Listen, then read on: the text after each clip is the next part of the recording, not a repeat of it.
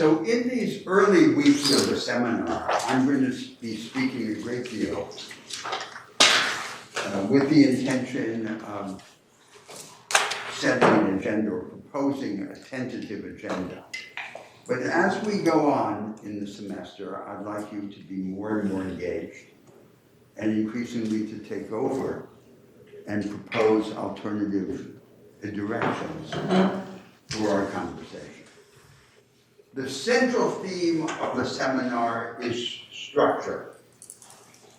The legal imagination of structure and the remaking of structure, institutional and ideological structure, the framework of social life, and also the way in which the problem of structure appears in modern social theory, and the relation between structure in legal thought and structure in social theory. That's the central issue presented in the seminar. In today's class, I'd like to begin by going back to the five-step argument that I rehearsed toward the end of our last meeting. Now, remember the aim of this five-step argument. The aim is to reveal what is problematic about the now dominant form of legal analysis. And to do so, as it were, not from the outside, but from the inside, on the basis of its own self-conception.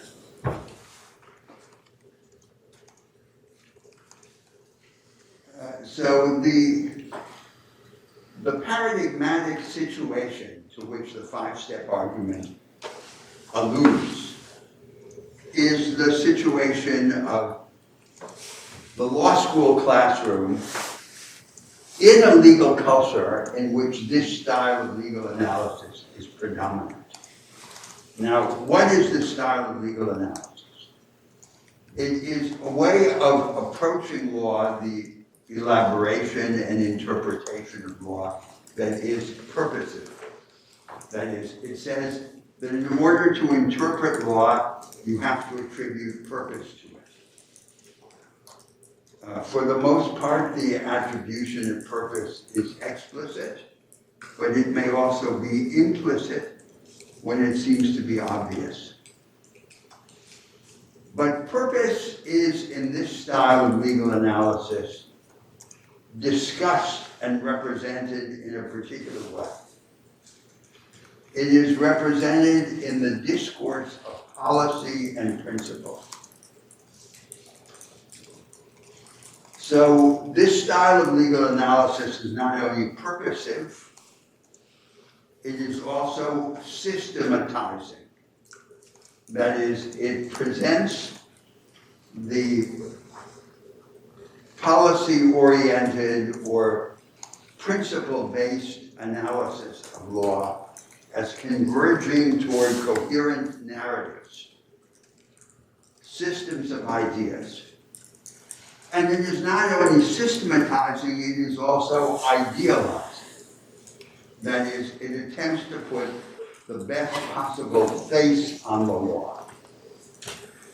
So it could be systematizing without being idealizing. For example, Marxism.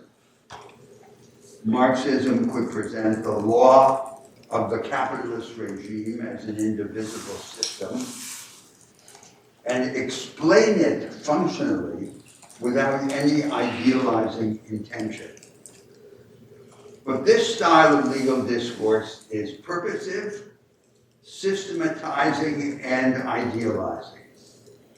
It is the rational representation or reconstruction of law in the language of policies responsive to the public interest and the impersonal principles of right.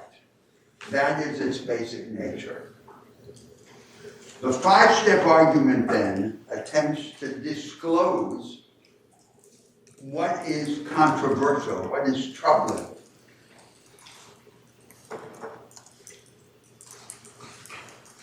What is paradoxical about this project. And a simple way to put your hand on the nub of the five-step argument is to say, the object of concern in the five-step argument is, where do these policies and principles come from? So the first step of the argument says, imagine then the presentation of a set of cases, of law cases, of received legal understandings to the students in the classroom. And they are then asked to make sense of these cases in the light of some underlying structure of policy and principle ideas which they should make explicit.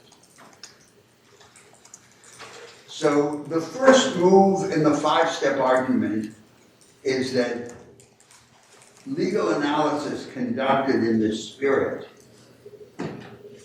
as a purposive, systematizing but idealizing discourse should, on the whole, over time, converge in a similar direction. If this method is going to be reliable, it can't be the case that when it is used, each interpreter of the law reaches radically different conclusions. Nor can it be the case that all of them together make sudden jumps from one way of interpreting the law, the received legal understandings, to another. Overall, there should be some convergence. That's the first step of the five-step argument, and it seems on its face to be quite uncontroversial. Now, the second step of the five-step argument is that this convergence in understandings of the received law must nevertheless be limited. It must be limited because if we can reconcile all the received legal understandings, all the case law, in a sense, we are justifying or explaining none of it. That is, there is a problem of the elasticity of this discourse. The elasticity can render it suspect. If the students are told, reconcile these cases, and if every time they're asked to do that, they can succeed in reconciling any cases all the time, then we can say that, in fact, they are rationalizing or reconciling none of them. So the question is whether this retrospective rationalization of law is just sophistry, whether it is a post hoc manipulation of the received legal understanding in which the principle and policy ideas are elastic. They can be stretched and bent to always suit the received understandings so that nothing is excluded. They have no bite, they have no power unless they exclude something. So the desired situation pointed to in the second step of the five-step argument is that as the students begin to make explicit the structure of policy and principle ideas that reconcile the cases, they don't reconcile all the cases. Some of the received legal understandings don't fit. The ones that don't fit are rejected as mistaken. So it is essential to the integrity or the success of this practice of legal analysis that it not have this unlimited rhetorical elasticity, that it in fact be able to exclude some of the received understandings as mistaken, and this power to reject some of the understandings as mistaken is what I'm calling the revisionary power, the power of revision. So this rationalizing legal analysis, to call it by that label, must enjoy some level of revisionary power. Now, how much revisionary power should it enjoy, we can ask. And where should we look for the ideas that determine the right level of revisionary power? So one proposal is to say it's a matter of the consensus of the professional community. The consensus might say, for example, legal analysis should have some measure of revisionary power, but the measure should be modest. So, for example, given a set of received understandings, you might expect 10 or 20% at the maximum to be rejected as mistaken. And then you would say consensus, the consensus of the interpretive of the hermeneutic community is what controls the level of revisionary power. But there's a problem. The problem is that it seems actually to be the case that in every legal tradition that we know about, the subject of the level of revisionary power is one of the most controversial. It's a subject about which there is no consensus. So that's true in the United States, where it appears in the vocabulary of debates about judicial restraint and judicial activism. But it's true in every legal tradition. For example, in Islamic law or in Jewish law, the debates about how much revisionary power the interpreter should enjoy are characteristically the nub of controversy. So it doesn't seem, as a matter of fact, that there is such a consensus, ever. Now, you could say the basis for the level of revisionary power should be some theory, some process theory about the right role of the interpreters vis-a-vis other agencies, entities of the state or of the tradition. But then you might ask, how can it be the case that a particular theory, presumably someone's theory, would coincide with the historical facts? After all, a legal tradition is not the product of a single mind or a single will.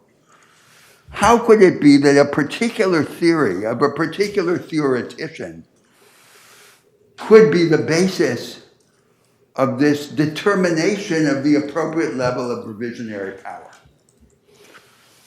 So the third step in the five-step argument ends inconclusively. The revisionary power, we expect the revisionary power to be modest, but it's not clear why we should expect it to be modest. What entitles us to expect that it should be modest?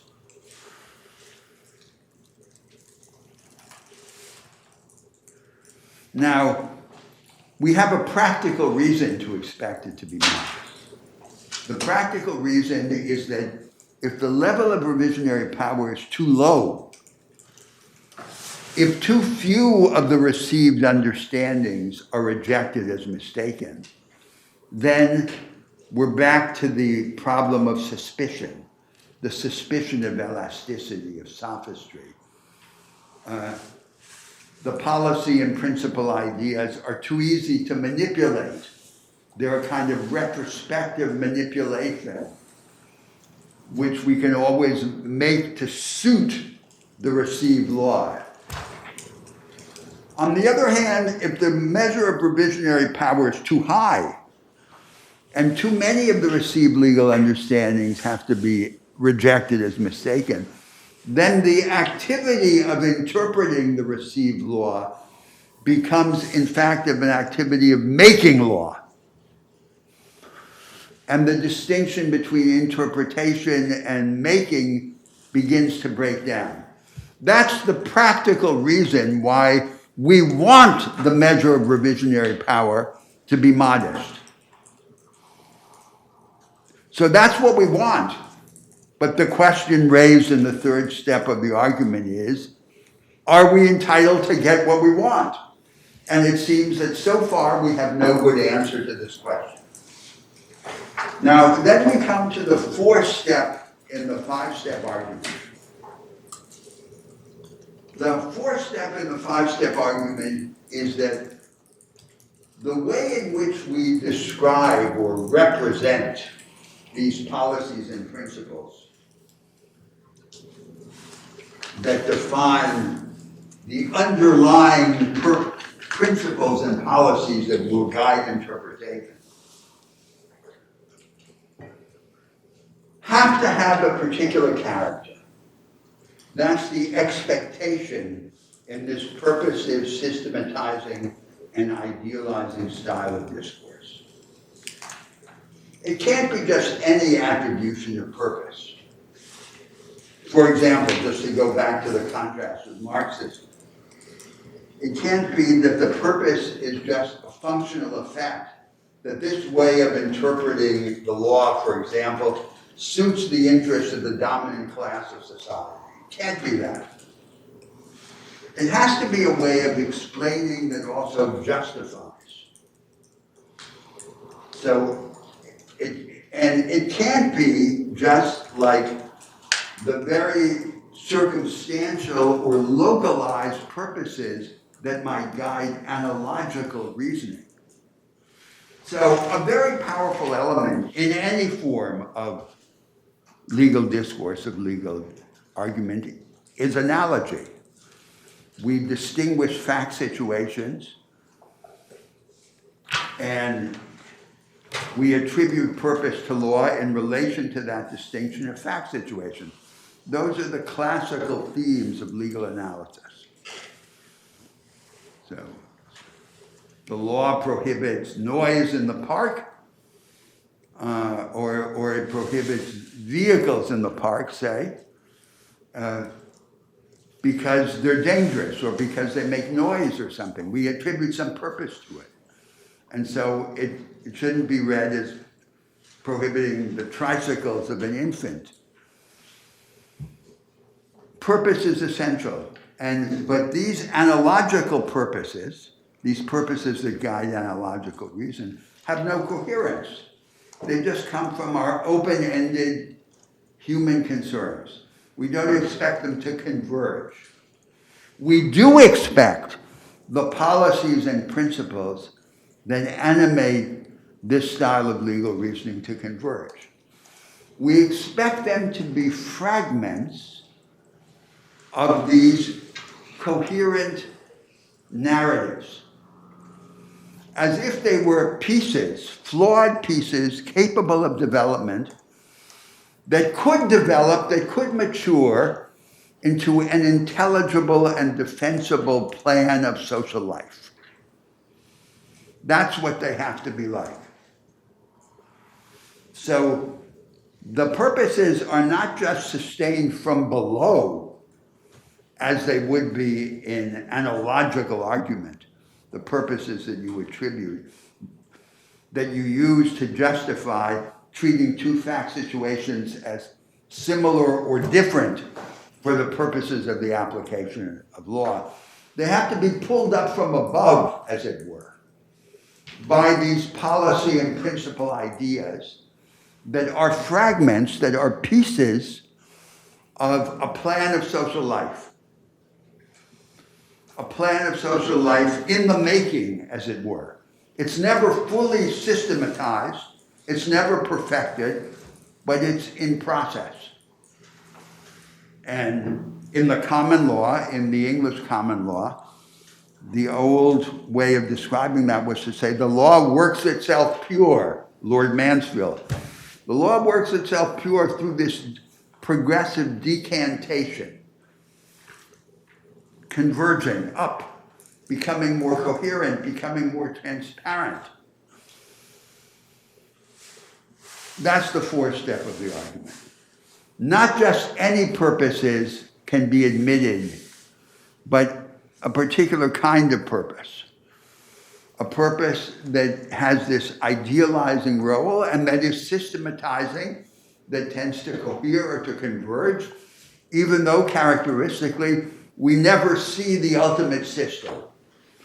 So what is the limiting case of this idea? The limiting case is when we imagine that what we have in the law is a repertoire of different normative images of what the relations among people can and should be like in different parts of social life. In the family, in the economy, in politics. And the policies and principles are elements in the explication of that normative picture, of that series of models. So that's the fourth step of the argument. Now comes the fifth step of the argument, which immediately reveals the controversial outcome of the whole exercise. The fifth step of the argument is that we have no good reason to expect the law to be this way. And that if it were in this way, there would be trouble. And in particular, there would be trouble for democracy.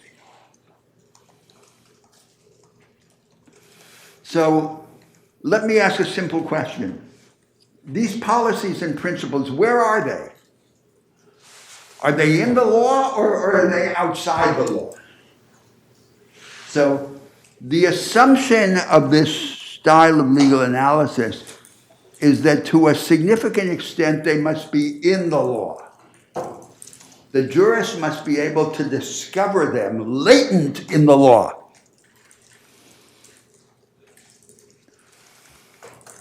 But if they were completely latent in the law, if they were there waiting just to be discovered, then there would be no reason for this revisionary power, and the law would be already a system. It's just that we hadn't discovered the system. All we would have to do would be to approach it and unwrap the package, as it were, and then we would discover this content. So somehow we have to believe that the policies and principles, this normative order, is immanent, latent in the law, but not completely. That it's there incompletely, or it's there in some flawed form. And the proper exercise of legal analysis then is to build on that and to improve the law in the process of interpreting.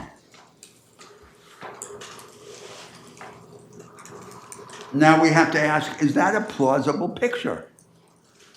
Does it accord with our other ideas about what history is like, the history of law or the history of society? On what assumptions does it depend? So what we're pointing to now, to relate the fifth step of the argument to the third step of the argument about the appropriate level of revisionary power, we have to say that this ideal structure is somehow in the law, but imperfectly. Now, notice the following, and this already begins to raise a serious problem.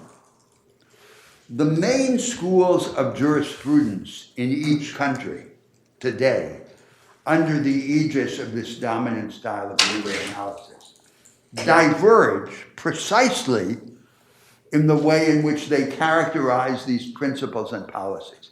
So, for example, in the United States, over the last several decades, there have been three main proposals about the best way in which to characterize these principles and policies. So one is the law and economics school. It says they are principles of allocational efficiency. There's some conception of the market order, The market order has its logic, and this logic should be obeyed. Then the second proposal is there's an impersonal theories of right.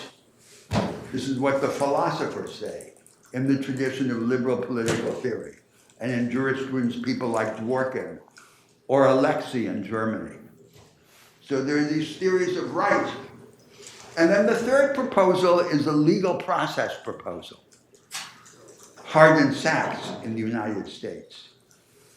And so there the idea is the legal system, the legal process consists of different agents, like the judges, the administrative agencies, the private orderers. And there is a style of analysis and an institutional responsibility associated with each role in the legal system. Now, this is very troubling, because how can it be that we expect these principles and policies to be already significantly latent in the law, although imperfect? And there are these three completely different vocabularies in which we describe them. That doesn't seem to make any sense, because it seems to be like they were made up by someone, and they're not really in the law.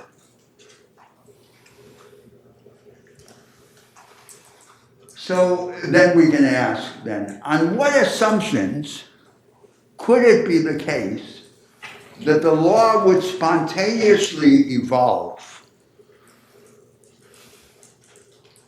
in politics and history?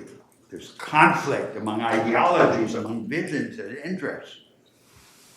You don't have to be a Marxist to believe in that. You only need to be an interest group pluralist. You can say, what is the law? What is politics? There's a struggle among different groups. They have their different understandings of interest and ideology. And the law is the contingent outcome of the correlations of forces, of the conflicts of interest. According, they're regulated by the constitutional ground rules. That's what the law is. How could you expect this conflict then to appear after the fact as if its legal result were a flawed approximation to a system? That doesn't seem to make any sense. It's an expression of what in the history of philosophy we would call right-wing Hegelianism. The real is rational. And indeed, you could go further in the reference to Hegel by saying it's the owl of Minerva. So before the fact, the prospective genealogy of law appears as the product of regulated conflict among interests and visions that are genuinely different. The agents, the political agents who were involved in the making of law, think that their interest, that their understanding of interest and of ideals is fundamentally different. But then after the fact, when the law falls into the hands of the jurists, the interpreters of the law then suddenly begins to appear not that way at all, as if it were just a bunch of contingent truce lines among these conflicting interests and visions, but as if it were the flawed anticipation of a system, which they, the jurists, know. So you could exaggerate, and you could say at the limit, what this means is the political agents who struggled over the law with their self-understanding that they had fundamentally different interests and visions, thought that those differences were for real. But unbeknownst to them, they were all in fact the unwitting agents of a scheme that was developing that the jurists know about. And the jurists come after the fact and announce to the startled population the secret meaning of the laws.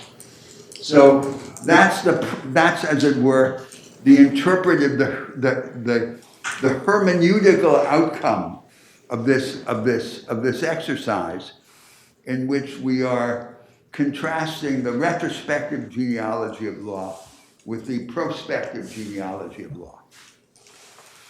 Now, suppose that's true, then, just to complete this fifth step of the five-step argument. Suppose that, in fact, the agents were or are the unwitting agents of this immanent logic of legal and social development. They think they're fundamentally different, but in fact there's a consensus that they're not aware of, but that the jurists are aware of, and that they make explicit in the discourse of policy and principle.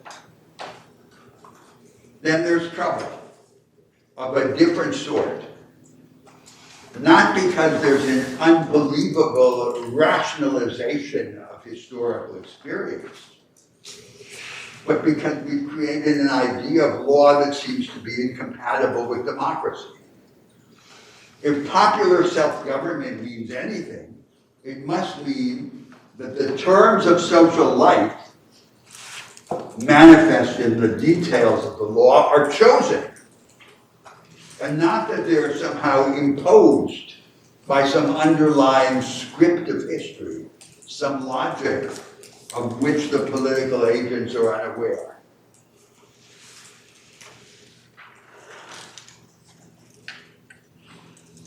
So then on this claim, on this interpretation of the fifth step argument, the question, where do the principles and policies come from? The principles and policies in the vocabulary of which we describe the purposes and guiding interpretation of law? The answer is nowhere.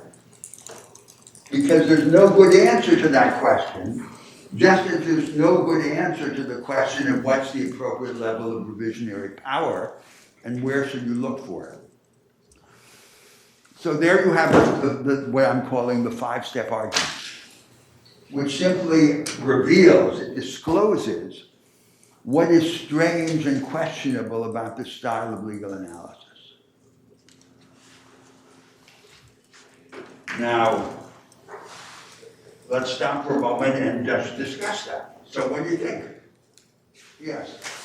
So, I guess I have a question about the fifth step, which in your framework places the belief in the latency or imminence of principles within the law as an important kind of as an important assumption of this mode of legal That's analysis. right, because so just in the footnote before you go further, so they must be latent to some extent, to some limited extent, because if they're not, if the jurist claims that they're all there, they're all prepackaged, they're ready, nothing has to be added, there seems to be a literally unbelievable rationalization of the law. We know that the law is not like that it's full of manifest contradictions and anomalies and so forth. On the other hand, if the principles and policies are not there at all, if they're not latent to a significant degree, the interpreters of law are usurping the role of lawmaking in a democracy. So what they're really doing is they're making it up.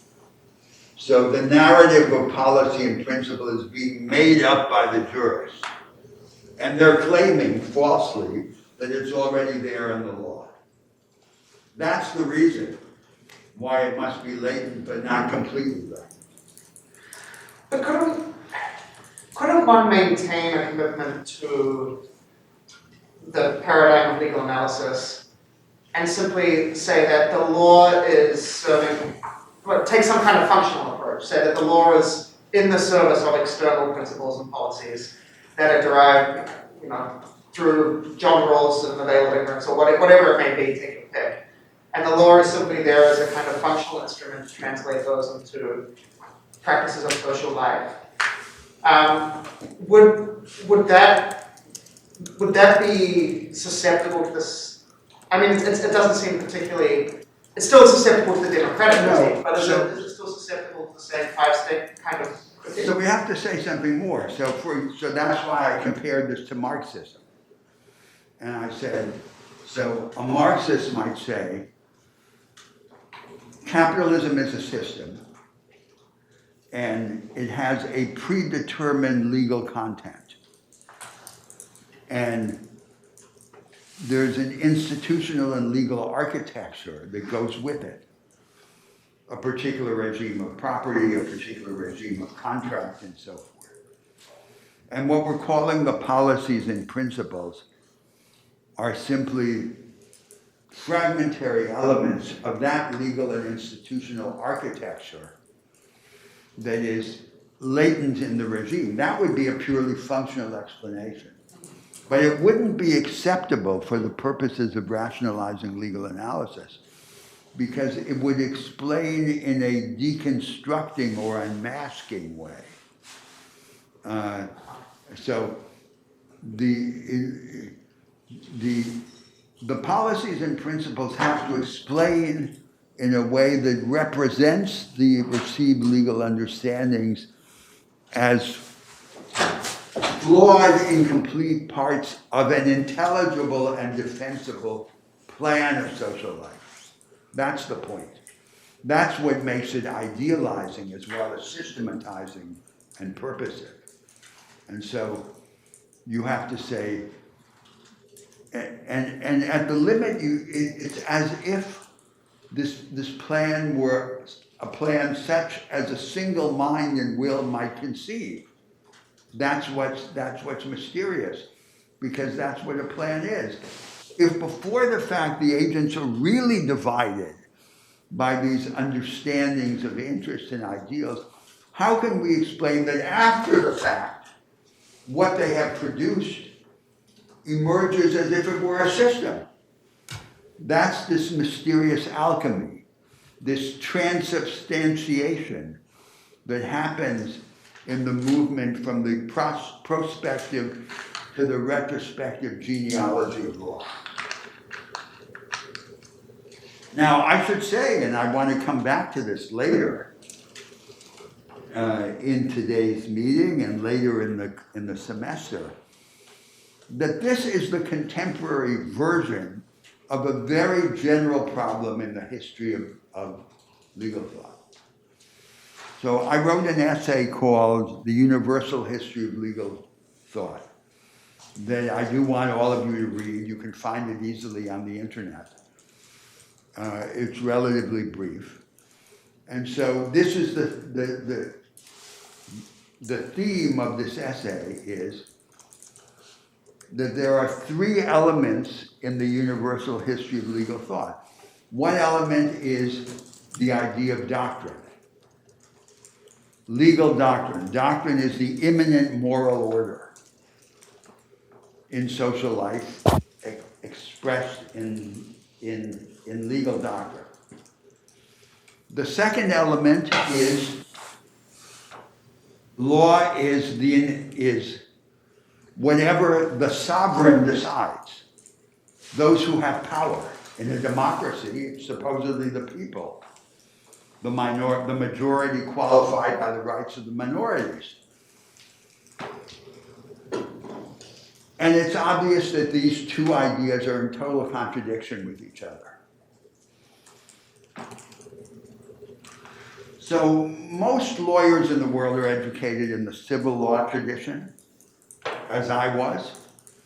And the education in the civil law is an education in a doctrinal system that we have since Roman jurisprudence. We've had for over 2,000 years. And so, like the way I was educated, law school is 5 years, and you have the course in civil law, for example, is a 5-year course, 3 times a week for 5 years. And it's the whole system of social life, of contracted property, of everything, in an endless set of doctrinal categories, describing this immanent moral logic of society. So the common lawyers think the civil law is codification. That's not how the civilians think of it. So the codifications, like that were developed in the 19th century, are like the restatements of law in Anglo-American law. They're simply summaries, decanted summaries of this doctrinal consensus. So this is the law of the jurists, of which they are the custodians, and it's just fantastic. It's bewitching. It's like a spell. It's a set of theological categories.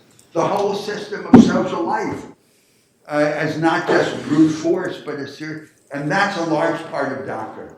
That's the law of the jurists. And then there's this other law, which is the law of the sovereign. The sovereign makes law. And whatever the sovereign decides is the law. Now, there's a flat contradiction between these two ideas of law.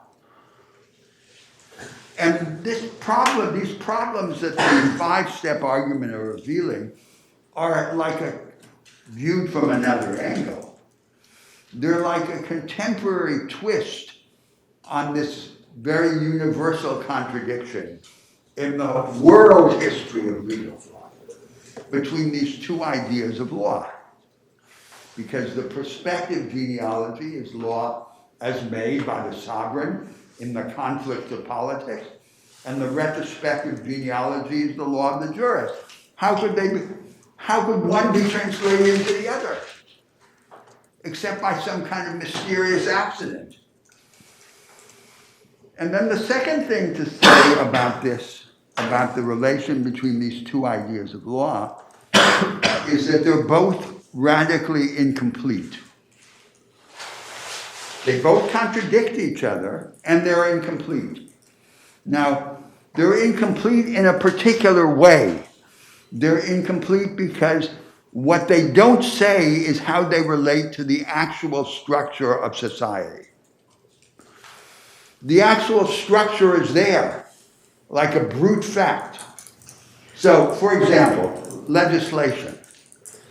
Take the medieval idea of legislation. The prince makes decisions, this is the gubernaculum, which intervene in the established structure. The intervention is always episodic. So the vast majority of the established structure is just there. No one made it. Who made it? The past. The dominant forces in some earlier historical epoch. The real law is this episodic intervention in the inherited structure. And if you think of law today, statutory law, the statutory law of democracies, they're not very different from that. It's the same thing. There are a series of episodic interventions in the received structure. So the fiction is that the received structure that's not changed is consented to, because otherwise it would be changed. So this was the old legal principle to which Thomas More alluded when he was threatened with execution because of his refusal to convert. He remained silent, and he said it was the Roman principle, qui tacet consentire videtur. So whoever silences can be read to consent. So if the state remains silent about part of the received structure, it consents to it. This is a fiction, of course. It has no reality. There's no reality behind this fiction. On the other hand, the doctrine, the other element, would be unintelligible unless we knew what the structure was. If today we had the doctrinal materials of Roman law, but we knew nothing about Roman society and Roman culture, we wouldn't have the slightest idea what those doctrinal principles mean, because they make sense only in relation to the structure. But the structure is just there. So there's this third element in the history of law, which is the real structure, which is neither of those two elements. That's the unspoken element. And we have to have some theory of it. And now, central problem of our seminar, there is now no usable theory of structure. We have no usable theory of structure. Marxism was such a theory. We have now no good way of talking and thinking about structure, structural alternatives, and structural discontinuity in history. So we have a big problem. But I said all of this just by way of suggesting the larger background, the world historical background of this five-step argument. So now let's back to the five-step argument. What more should we say about it? Yes? I just have a quick question. So the five-step argument, is that what a lot of people use in the community of legal analysis? Like, what do you call it? Do you just call it the five-step analysis? I don't quite understand. So So the now, five-step argument is, of course, just an invention of mine, which is just a device. It's an argumentative analytical device, which I am using to show what is questionable about the assumptions of this dominant style of legal analysis. and the dominant style of legal analysis. Is the purposive, policy-oriented, or principle-based style of legal analysis. And is that retroactive? Is the dominant legal analysis retrospectively analyzing? Is that the one you were talking about? Is that how? Well, I'm not sure I understand what you mean retrospective. So you know how you said. So what I'm saying is, this is the dominant legal. Remember, in the very first class, I said there's now a dominant way of thinking and talking about law. It's headquartered, especially, in the legal academies of the United States and of Germany. And from there, it's disseminated to the whole world. And the assumption of this dominant style of legal analysis is that there used to be a mechanical, conceptualist, deductivist, bad old way of thinking about law. That's how they thought about it in the 19th century. And now we have a much more advanced way of thinking about law. We think about it purposively in the language of policy and principle. It's an absurd way of characterizing the 19th century, because the 19th century had a typological idea like Marxism, that there's a system, it has a built-in legal and institutional architecture and so forth. But this is the self-congratulatory way in which the present style of legal analysis presents its credentials. And then it is received all over the world as the wave of the future. This is the inevitable and desirable sequel to the mechanicism, deductivism, and conceptualism of the 19th century. And what I'm simply doing now is I'm starting to try and unpack the assumptions of this style of legal analysis. And so why, in many different ways, it doesn't make sense, and why it's troubling. But the fact is, it's taken the world by storm. So this is now the dominant style of legal analysis around the world. And so I remind you of the main objections to it. So, and they can be summarized in three. So the first is, it is a mystification of the law. Law is not like that. It's not a system. There are, in each branch of law, there are dominant solutions, but these dominant solutions are surrounded by a dense penumbra or periphery of anomalies, deviations, and contradictions. And each of those anomalies could become the beginning of an alternative general mechanisms. So, for example, the disaggregated form of property could become the general form of property. The incomplete relational contract could become the dominant form of contract, and so forth. The second objection to this style of legal analysis is that it represents an overt usurpation of power by the jurists. So why do they all like this style of legal analysis? And why are they saluting it, greeting it in the whole world as the wave of the future? They're greeting it because it gives them important work to do. It says, you can improve the law by putting the best face on it. And there's this, under the disguise of this rational representation of law, you can, in fact, make the law better. Especially in the interests of the weakest groups in society, who are the ones likely to have lost out in the political struggles that produce the law. So then these weak groups in society are presented as if they were the wards of the jurists. The jurists are their tutors, their wards, their protectors on this view.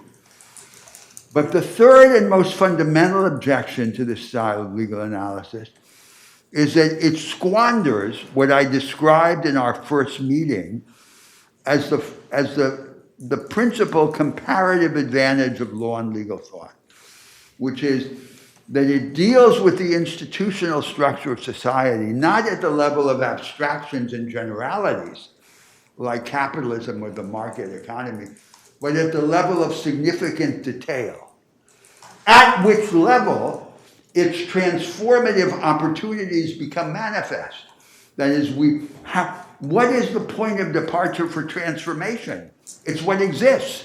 It's the contradictions of these institutional details.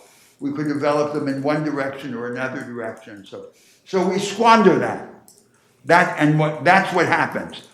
And then, just to complete the argument, the idea is that what is really standing behind this style of legal analysis, what it is in the service of, is the social democratic or social liberal settlement of the mid-20th century, the last great moment of institutional and ideological refoundation in the advanced society.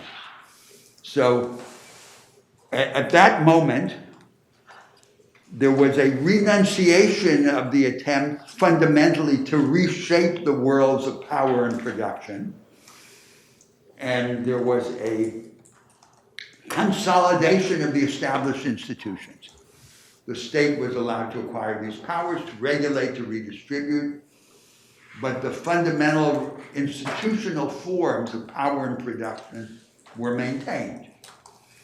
A new body of public law was superimposed on an untransformed body of private law. And instead of saying that we are free simply because we uphold a certain system of rights, something was added, the characteristic concern of 20th century legal thought, which is that we have to reorganize all of law dialectically as a combination of the rules and rights defining self-determination, individual or collective self-determination, and the rules and rights that assure the conditions for the practical enjoyment of these rights of self-determination. So that was the agenda of the social democratic settlement. And this style of legal analysis, I'm saying, is the representative of that way of thinking in legal thought. So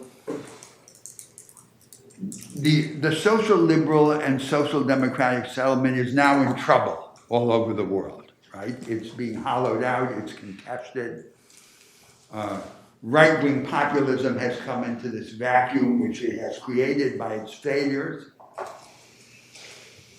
But the consequences of this hollowing out of the settlement for its legal proxy, its legal representative, rationalizing legal analysis, have not yet become manifest. So that's the particular historical circumstance which gives us our cue. That's where we come in now into this discussion, at that precise historical moment. That's how I'm setting up the discussion in historical terms. But, yes. I'm a little confused about something, Professor. So, Yes. on the third point, you say that, the second point, you say the over usurpation of power by the jurists. And in our discussion that preceded, you were talking about how when the fragments of an existing system are utilized by the jurist to create what is the implicit policy understanding within the law, then is the jurist powerful or powerless in this system? Because in one Is the sense, jurist what? Say powerful or powerless in this system, because it seems that the jurist is powerful enough to create new law in the sense that, bringing or read in a policy which may or may not exist or may not be So apparent. the idea is that it is part of the institutional responsibility of the jurist in the proper exercise of their hermeneutical responsibilities to put the best light on the law. Now, putting the best light on the law means interpreting the law to the extent possible as the expression of these impersonal policies and principles. And then improving the law in the process of interpreting the law in that improving way. So it is a power, but the price of that power is submission. So the jurist is playing along with this established institutional order. And in this particular style of legal analysis, the imaginary interlocutor of the jurist is always the judge. That is, the jurist, the legal philosopher, the legal theorist, imagines himself as whispering into the ears of the judge. This is how you decide hard cases. That's how you decide hard cases. What I would say is that this is not the task of legal theory, that judges, courts, adjudication is just a little corner of law, of legal theory. That's not what law is about. Law isn't about that. Law is about the detailed institutional form of the life of a people. And the whole business of courts and judges and so forth is just a detail. But for the legal theorist, it's the principal detail. It's what defines the horizon. So, and it's power within that system. Now, because I want you to keep many parts of this system here together in your minds, remember my other allusion already in the first class to the fundamental moments of Reconstruction and what happens afterwards. So I said, there's the moment of refoundation. For us, that was the social democratic or social liberal settlement of the mid 20th century. Then so at that moment, the jurists are a subordinate part of the elites working in the definition of the new agenda. For example, in the United States, they were part of Roosevelt's Brain Trust. They were working out the program of the New Deal. Then there comes the second moment, which is the normalization.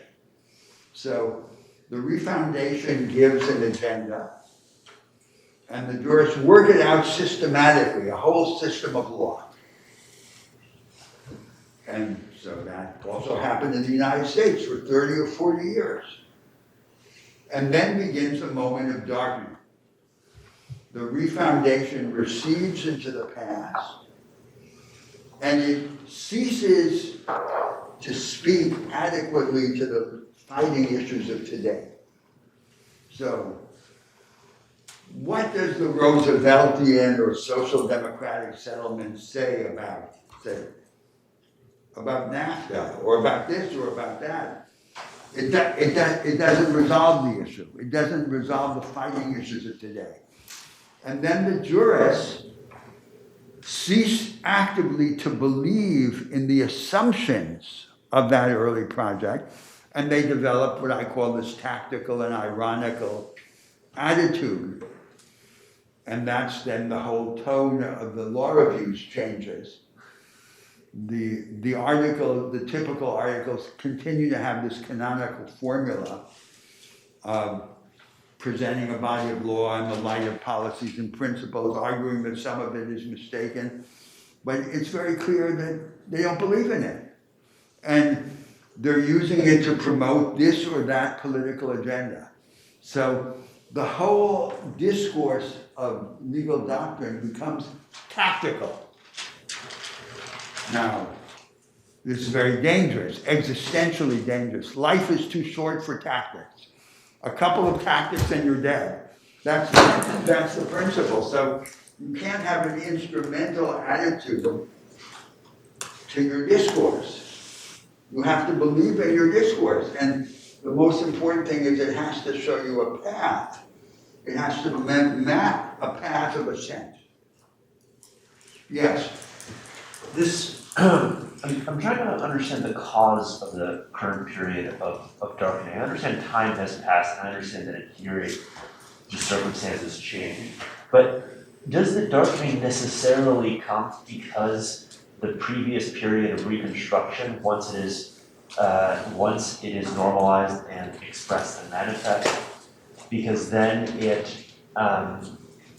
say that previous period improves life, that after the period of normalization, life is improved and problems that previously could not be addressed are now elevated to a point where they can be addressed? No, I think there's something much deeper. I think that the whole nature of the social, of course, you could say this would be true of any settlement, but the specific nature of the social democratic or social liberal settlement was drastically to narrow the focus on the structural issues of society. Every settlement does that in some way.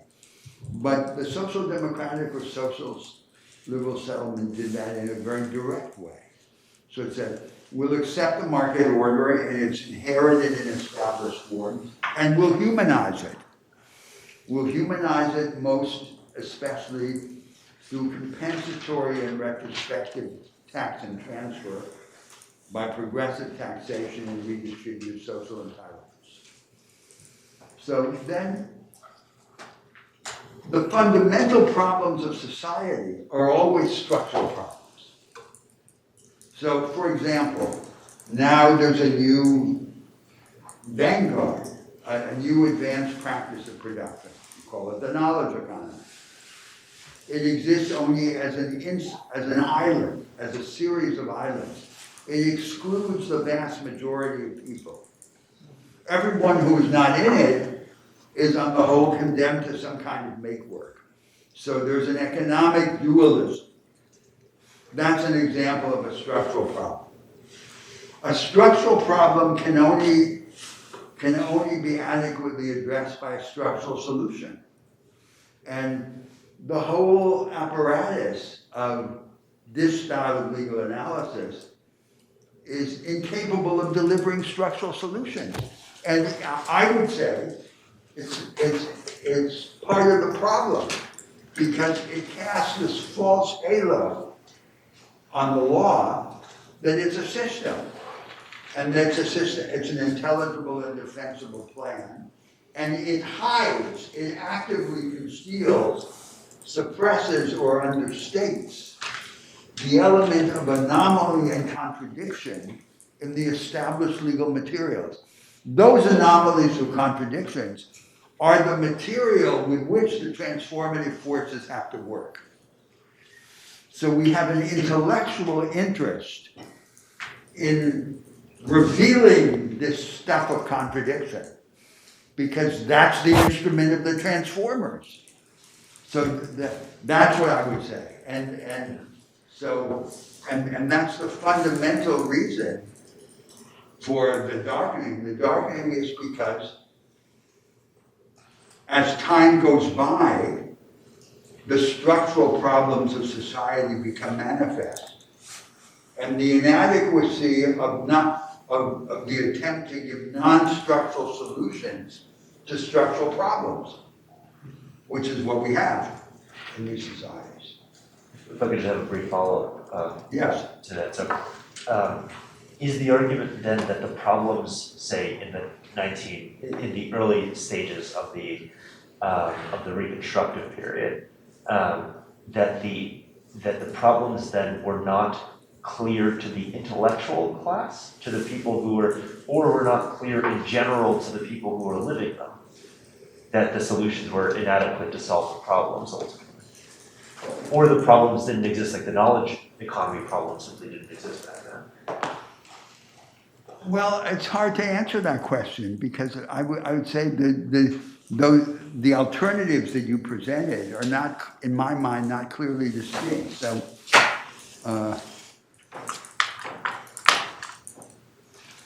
the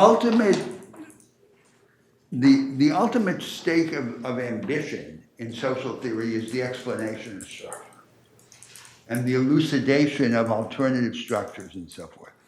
The ultimate object of ambition in practical politics is structure also.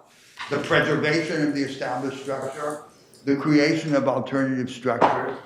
That's what politics is about when it is serious. So,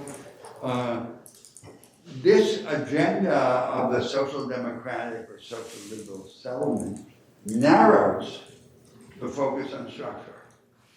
And as I mentioned already previously, we have our attempt to engage this reality is complicated by the legacy of historical social theory. So Marxism conceived the structure as this system. So capitalism is a system. It was the same premise of 19th century legal thought, the same typological idea. It's a package. The package has a built-in content. So once you're in that regime, you open the package and you discover the content. That was the idea that the conservatives and the Marxists shared. Now then, what happens if you think there's no alternative to that system on the horizon? We saw in the 20th century these great ideological calamities, Bolshevism, Nazism, and so forth, and it was a disaster. And so that doesn't work. If we had such alternatives, they would be too dangerous. So what's left to do? What's left to do is to humanize the existing world.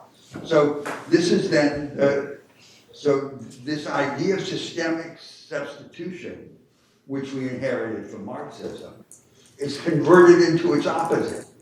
So it becomes a pretext for the humanization effort. Given that we can't replace one system by another, what's left to do is to humanize the existing system, which is social democracy or social liberalism. Now, I think the fundamental mistake there is that that's not what structural change is like. Structural change is by its nature fragmentary, but it can nevertheless be cumulative. That's then why law and legal thought become so interesting, because they represent the structural realities at the level of significant detail at which their non-systemic character becomes manifest. And so that brings us back to this discussion. Yes? So I'm having a little bit of trouble, or at least in my mind, distinguishing between, or like trying to understand where different interventions fit in, whether they're structural or whether they're essentially attempts to play this ideological game in the existing legal structure to kind of in this darkening period, accept the terms of the democratic compromise in various forms. So like, for example, in the last few years, the Supreme Court's heard a couple of cases involving labor rights, which have Yes. undermined the ability of labor, but those rights existed within a system that is kind of like the core part of, or a core part of this compromise, this social democratic compromise, where Yes. labor is able to make certain interventions. And so, as a theorist or as an advocate, how am I to like look at something like, say, that the various bargaining rights in public unions,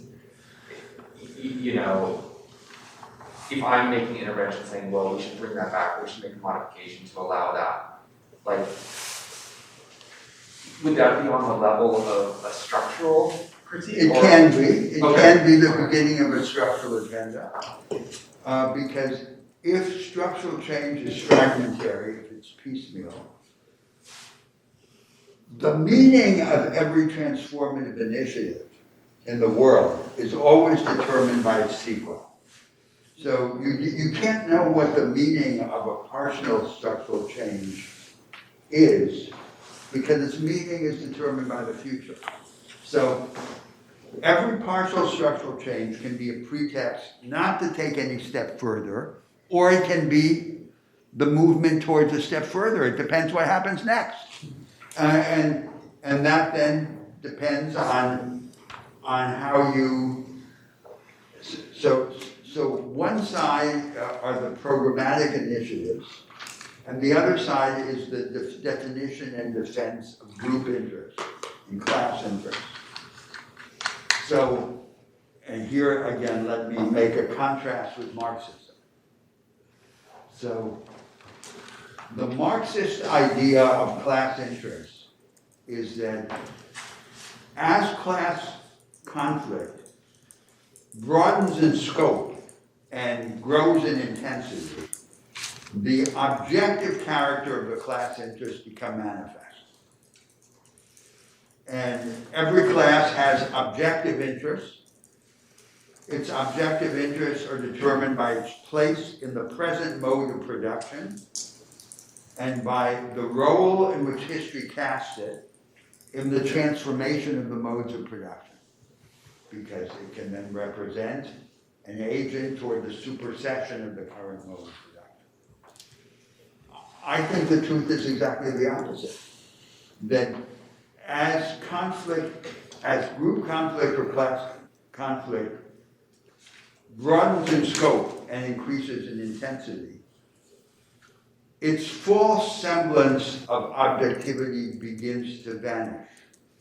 Because the question, what are my interests as a member of a certain class, then becomes inseparable from the question, what are the adjacent alternatives?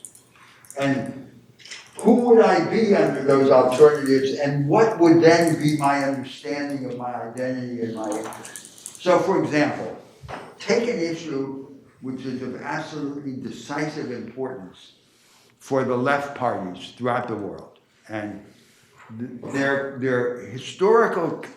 core historical constituency has been organized labor in the capital-intensive sectors of the economy, especially in mass production industry. So this is the old vanguard. The old vanguard is now in irreversible decline, to my mind. It's not coming back, it's gone. And the most that can be done is to buy a few more years for it. So then, the leaders of the labor movement and of the left parties can think, all we can do is dig ourselves into this niche in the social division of labor and defend it against all comers. So they then have an institutionally conservative view of their interests and a socially exclusive view. So the groups that are closest in the social space are their enemies. The small business class, the underclass of temporary workers, and so forth. Now, there's always an alternative way of defining and defending class interests. So you can say, this has no future. The most we can do is buy a few more years for it. What we have to do is to convert this industry into something else. We have to convert it into a piece of the knowledge economy. So it then is institutionally transformative. And together with being institutionally transformative, it's socially solidaristic. Because if we are to convert it, the groups that we used to think of as our enemies, the small business class, the underclass of temporary workers, must become our allies. And so there's this systematic ambiguity that every class interest or group interest can be understood in two sets of ways. In a way that is institutionally conservative and socially exclusive, or in a way that is institutionally transformative and socially solidaristic. That's a working out of the idea that as conflict intensifies, the false objectivity of class interest begins to vanish, and its duality becomes manifest.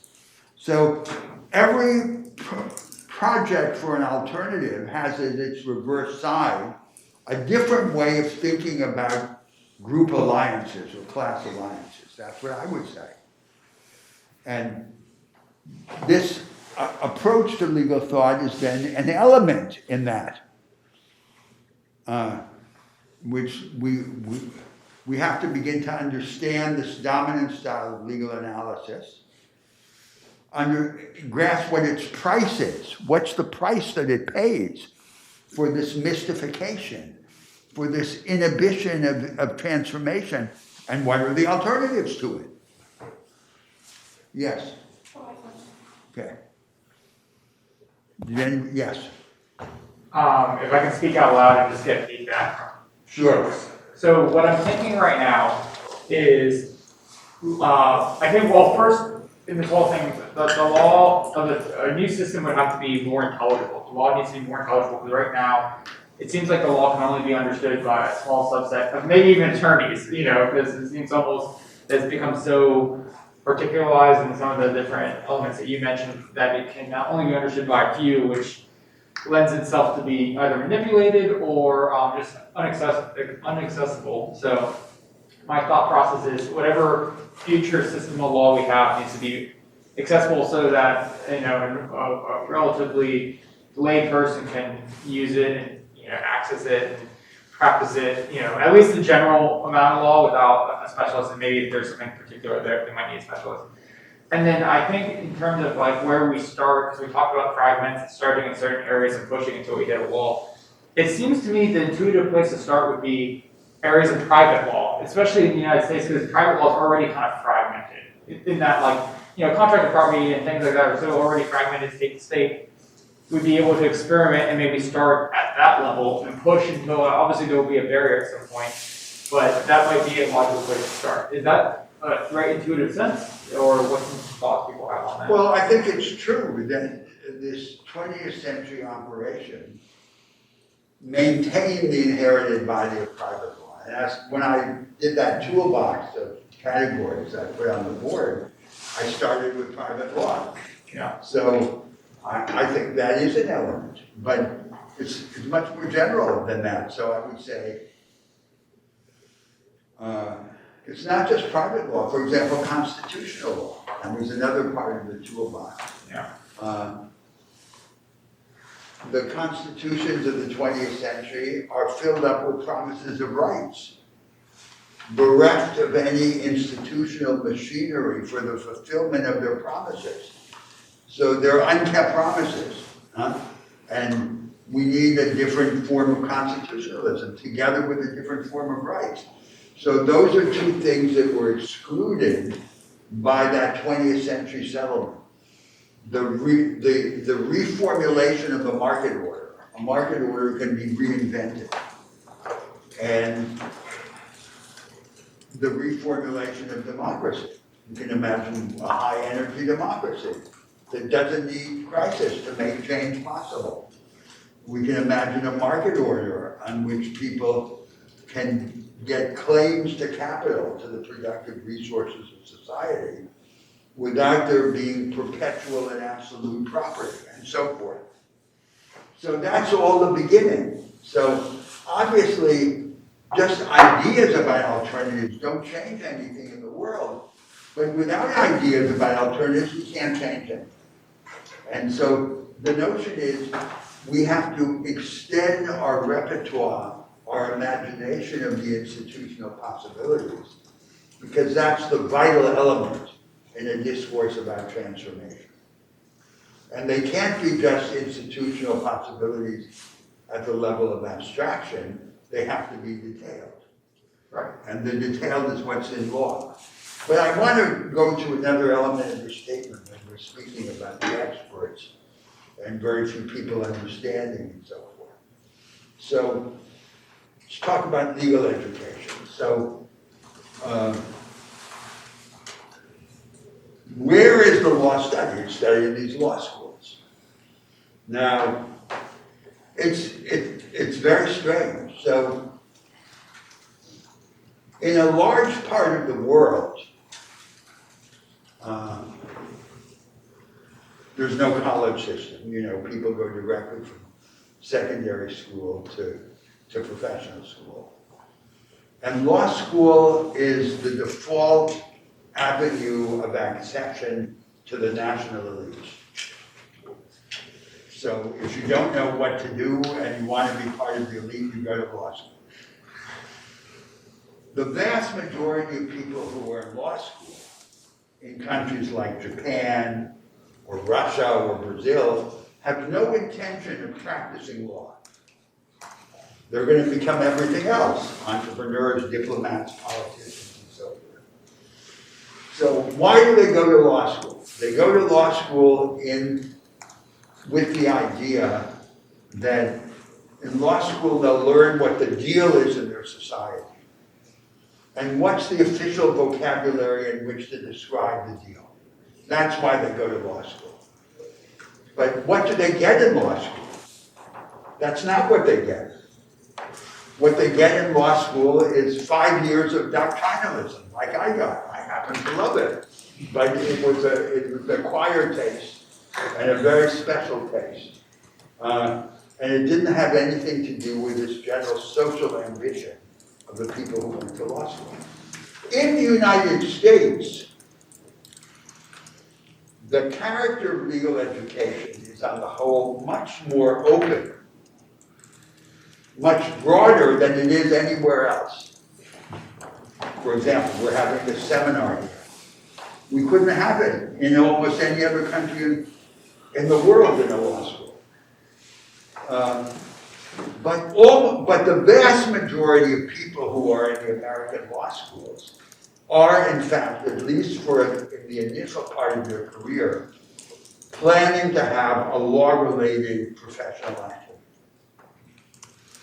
So you explained to me this mismatch. So in most of the world, the people who go to law school have very general interests. But legal education is extremely narrow and not responsive to their interests. So it's like the English elites going to Oxford and Cambridge and being taught Greek and Latin to administer the empire. It had nothing to do with the things that they were about to do. In the United States, the character of legal education is broader, but the constituency that is in the law schools is narrower.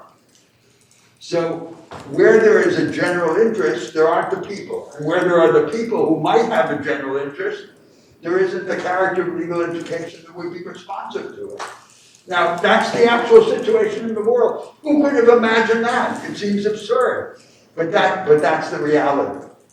So, and this has a practical importance to the kind of project that we're imagining, because the question is, who will do it? And it's not obvious who will do it, who the agent is. There's no natural place to begin. And so I said, well, I think that's what always happens in the world. The world is organized for the benefit of its own reproduction. It's not organized to subvert itself. But when you look at the situation that actually exists, you find these mismatches. So obviously, we should have this kind of legal education in a society in which the people who go to the law school are all the people who are not planning to have a narrow legal activity, but have these larger social and political interests. But there is, so far as I know, there is no such place. Is that to suggest that in some ways, through our education, it'll limit our imagination because we're, even a broader US education, we're still kind of systematized, like this is the law, so it's limited. I think, well, you only have to look at Harvard Law School or these elite American law schools. The law reviews and so forth, their law reviews are about what the judges are doing, the Supreme Court and the cases and so forth.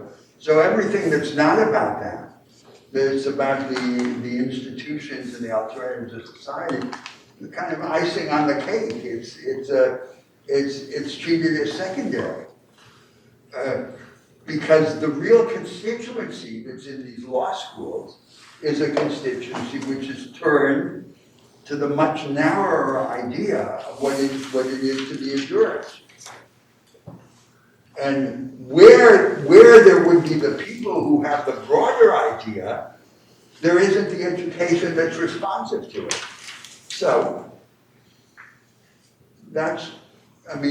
what is one to say about that? It seems to me that everywhere that you would look in the world, there would be similar mismatches.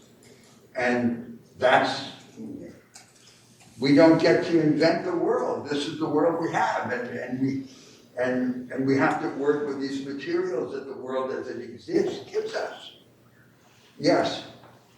I was just going to try to wrestle with the paradox you laid out. First of all, I would say that at least the people I know in the UK who are studying the law, I don't think it's much narrower than in the US, at least at Oxford. Maybe I'm wrong. Maybe the people I know have had a peculiar experience. As for countries, let's say, that are would be considered less developed, I would think that it would be because in the US, I think there's a few factors. First of all, I think academics in the US have the luxury of focusing on broader legal questions, a luxury that doesn't exist for people whose value to their institution derives from a very narrow expertise.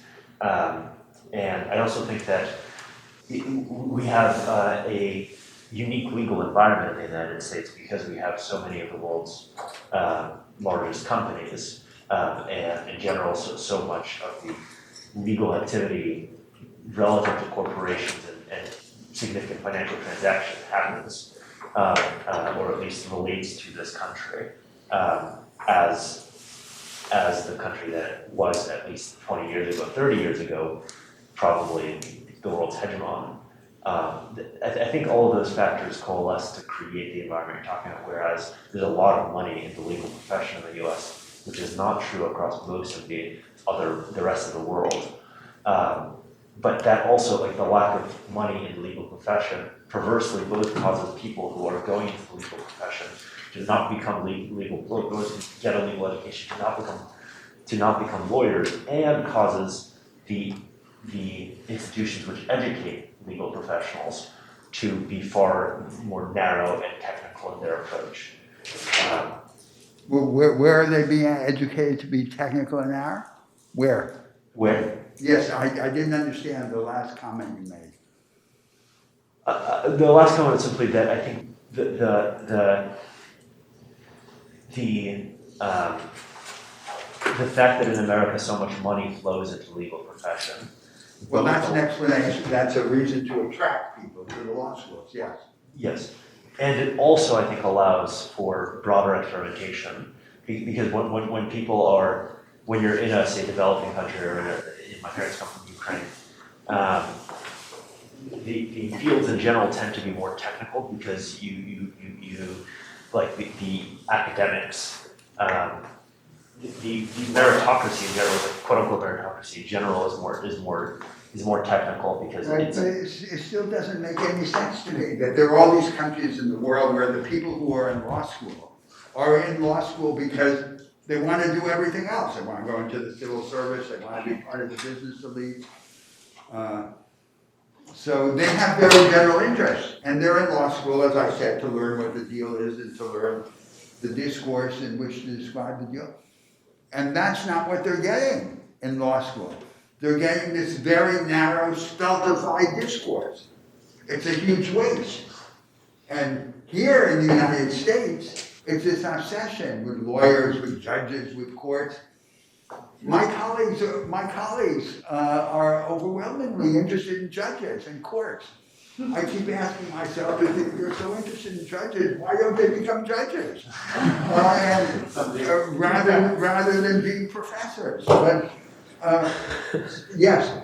I just wanted to try to understand something about what you were saying earlier about humanizing. Yeah.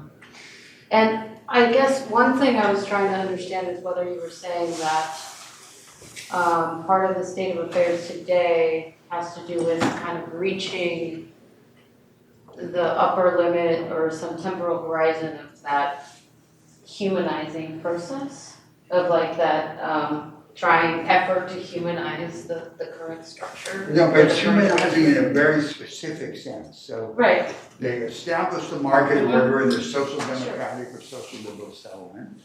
And then the idea is we'll make it less savage. Yeah. We'll correct its inequalities after the fact. Sure. Through compensatory redistribution. Now just give me 1 minute, I'll be right back.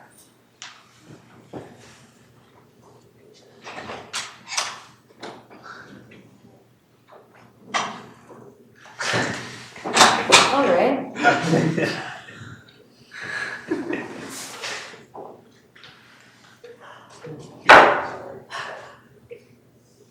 Is there a latent meaning in that gesture? No, I think it's just it's a long class. And Yeah. Yeah. Normally a bio break would be helpful. Yeah. Right, given us a ball over. Maybe we could suggest that, like, just like a quick 5 minutes. So the Wi-Fi's down, right? The Perfect. Wi-Fi's down. I have an interview. Does anyone else feel that if we understood like 20% of this class would be jurists or something? Because a lot of this stuff, I mean, it's amazing, but you have to like show so much background.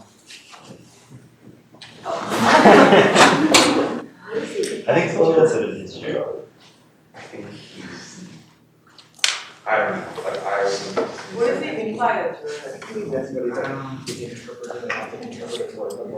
Yeah. Yes, I think it could mean a scholar. Alright guys, we can take it. Oh, that's a dangerous word. Great. I think he's distinguishing it from a judge clearly, right? He's, What else was that? Report. Oh, Yeah, so the microphone's probably still on. I think it's someone has it, just break out. He's not, but he was claiming that. no, that question actually ended up clarifying a lot of stuff. I mean, I took more notes during the answer to your question, so that's it. That's a small part of the law. It's not a technical part of the law, I think. Oh, I see. No, because it's like interpreted. Yeah. Everyone knows this. So complete your thoughts. Yes. Thank you. Yes. So complete it. Oh, right, so I was just asking whether from your perspective, there's a threshold, sort of upper limit horizon that we've reached in this, I suppose, failed project of quote unquote humanizing the structure, which doesn't really work to begin with. Well, what I would say is that, as I said before, the fundamental problems of every society are structural. And so, but structure doesn't mean systemic change. That's not what it means. And so we have an intellectual problem in understanding the character of structural change. Because we have this false binary idea of politics, then either there is the substitution of one system for another, or there is the reformist management of the system. If we think that way, all of the real possibilities of structural change are excluded. Because the idea of the total substitution of one system by another is for the most part just a fantasy in a limited case. And real structural change is not like that. So there is a distinct intellectual element in the rediscovery of the possibility of structural change. And I think that the creation of a different way of thinking about law is part of that rediscovery.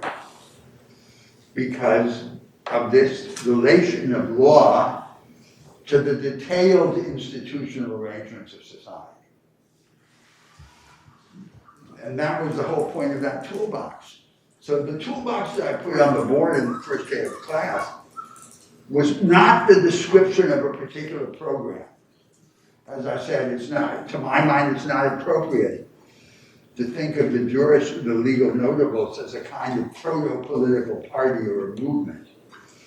But it is the description of some of the elements to open up the intellectual space of a set of discussions of institutional alternatives, in which legal thought can play a crucial role. One of the prerequisites for it playing that role is to get over this obsession with judges and with courts and with cases and so forth. Because otherwise, every time I propose an alternative for a practice of legal analysis, the obtuse response by the interlocutor will be, but is that something that judges could do? And then I would say, well, I wasn't thinking of judges. That's not what this is about. So that's part of the confusion in this discussion. Yes. I think it's just a follow-up to what you just said. So when you say we need to stop thinking of judges, like in the case of like it's not so much that we need to stop paying attention to what judges do, totally, but rather we shouldn't have that be our the person we're trying to communicate or whisper in the ear to. They're the exemplary addressee, the exemplary interlocutor of the legal theorist. So the legal theorist is imagining himself as a hypothetical judge. That's what happens in the work of these legal theorists, like Alexei, like Dworkin, and so forth. It's always the judge, the imaginary judge, the Hercules, deciding the hard cases and so forth. That's the paradigmatic situation of legal thought that they imagine.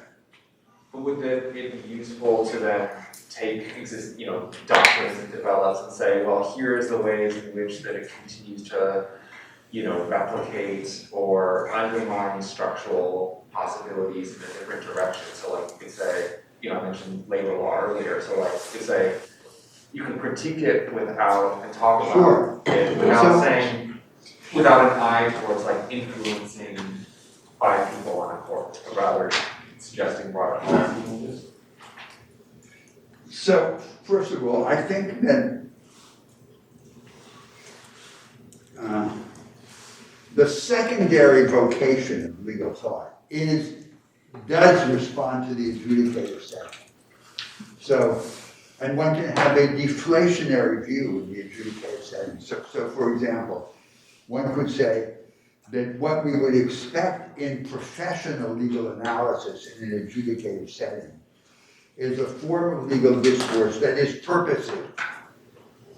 It does interpret law in relation to the attribution of purpose, but it's not systematizing and idealizing.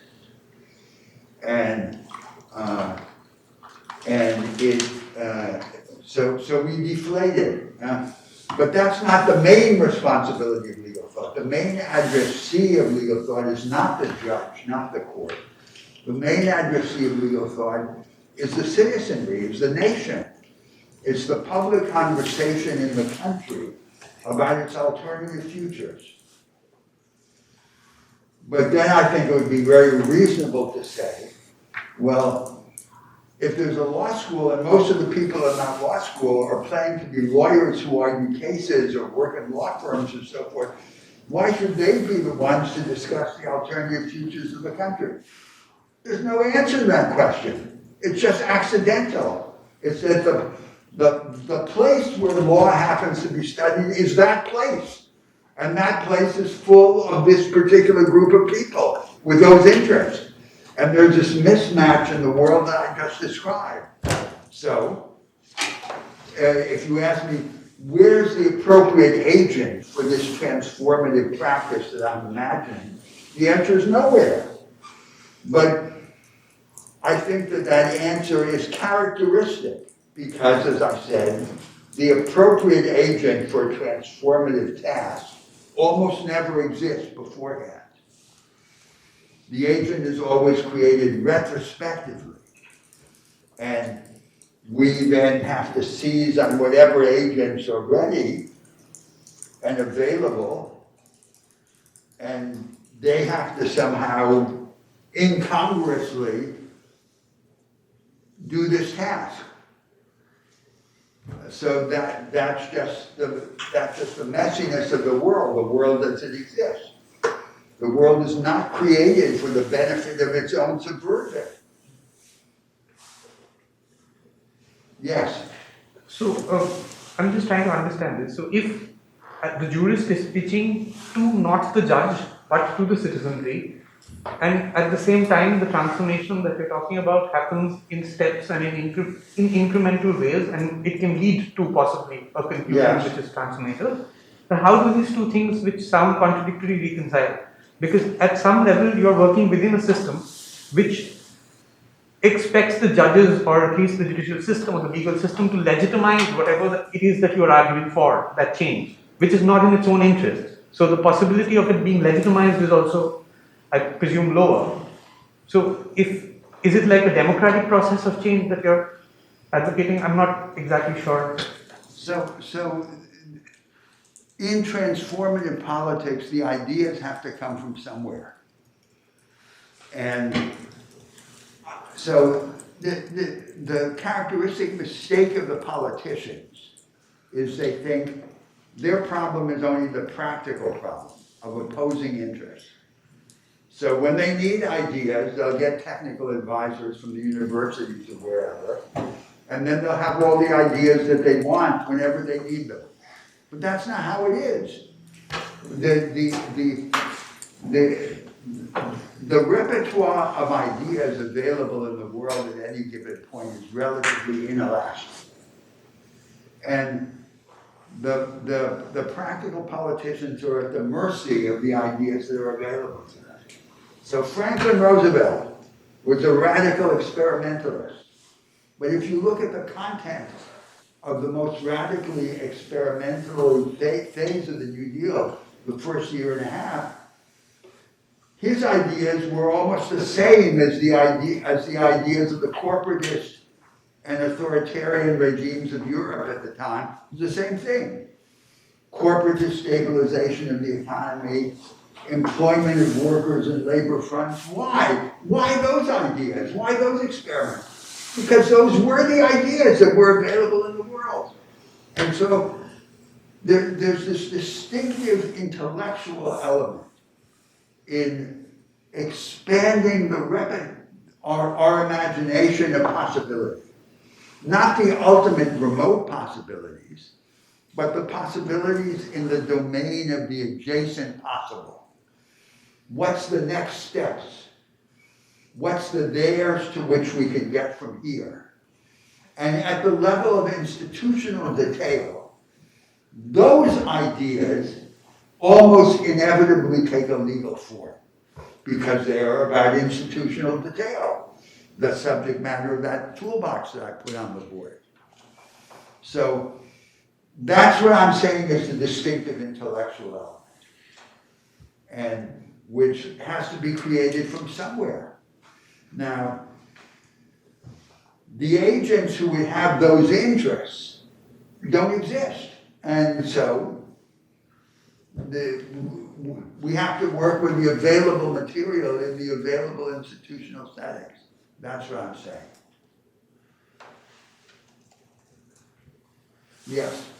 I'm wondering sort of where would we put the Constitution in this structure? The Constitution? Right, so because for me, I feel like if we see judges, our obsession with judges as a potential limit to our imagination or of the toolbox or of legal thought. So are you thinking of specifically the American Constitution? The or US, because I Constitution feel, in yeah, because I feel like the Constitution is not, the US thinks of the Constitution as the fundamental prerequisite of a political structure, but I'm not sure if in the legal history in other nations this has always been the case.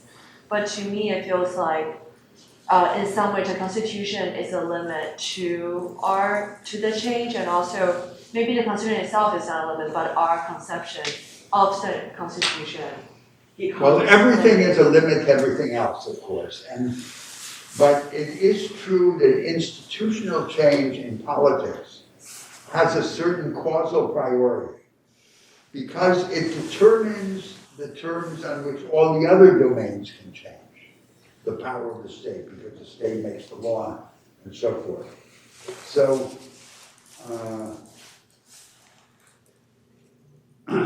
and let me say with respect to the American Constitution, that the way in which the Americans think about their Constitution is in a way a paradigm or a model for what I'm calling rationalizing legal analysis. Because the way the Americans think about their Constitution is, the Constitution is a definitive document. And if a better idea of democracy emerges, it must be that somehow it's already there in the Constitution, but no one knew about it. So the characteristic way of changing the Constitution in the United States is not to amend it. The traditional way to amend the Constitution, to change the Constitution of the United States, is to pretend that it means something different from what it was thought to mean before. Now, this has practical consequences for the agenda of constitutional revision, because it slants the emphasis of constitutional change to the reinterpretation of rights, like equal protection and due process. So it's relatively easy to pretend that equal protection or due process means something different from what they were thought to mean before. But it's very difficult or impossible to pretend that when the Constitution says that there are 3 branches of government, it really means that there are 5 branches of government. That's much harder. So the whole focus of constitutional revision is shifted from the structural setup of the government of the democracy to the reinterpretation of substantive rights. That's the practical significance of this idealization of the constitutional order.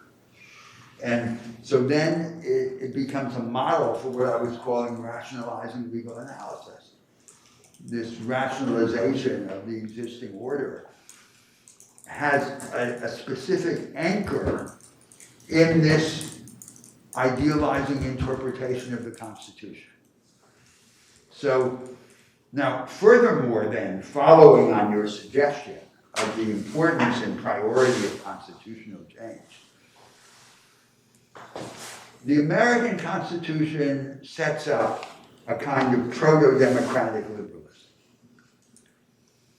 So, which inhibits and was designed to inhibit deliberately the political transformation of society. So Madison's scheme of checks and balances was deliberately set up to create a kind of table of correspondences between the transformative reach of any political program and the severity of the constitutional obstacles that we have to overcome in order to be realized. So there are two architectural principles in the American Constitution, in the setup of the government. There's a liberal principle of the fragmentation of power, and there's a conservative principle of the slowing down of politics. The Americans think that these two principles are inseparable. They're not inseparable. They are connected by design, by intention.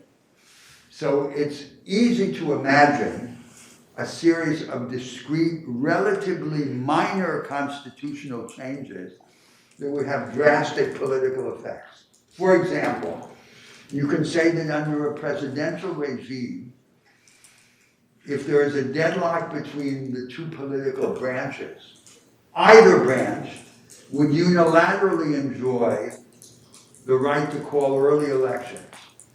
But the early elections would always be bilateral for both branches, so that the branch that exercised the constitutional prerogative of calling the early elections would have to pay the political price of running the electoral risk.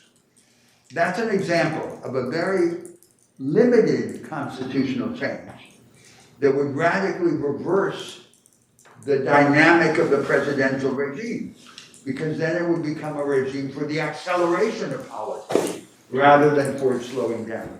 And that illustrates a general principle, which is that modest institutional changes can have drastic consequences. And this is clearly manifest in the constitutional regime. So, all the democracies that exist in the world are flawed in a similar way. All of them are weak. All of them maintain political society at a low level of political mobilization, rather than heating up politics to a high level of popular engagement in political life. All of them perpetuate impasse rather than resolving it quickly.